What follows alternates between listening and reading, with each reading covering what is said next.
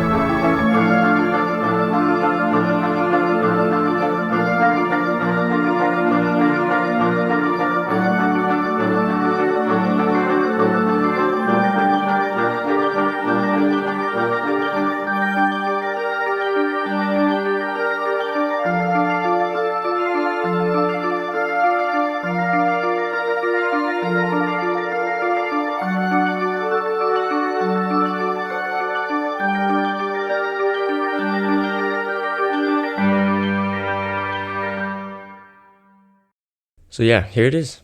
The fully built Fractal Terra in Jade. The case was super easy to build in, even for a novice PC builder like myself. I've been using it for the past few months now, and video editing is smooth, rendering is fast. The only issue is there's a little bit of a heat problem. Same as before with a 13700K, it gets really hot really fast.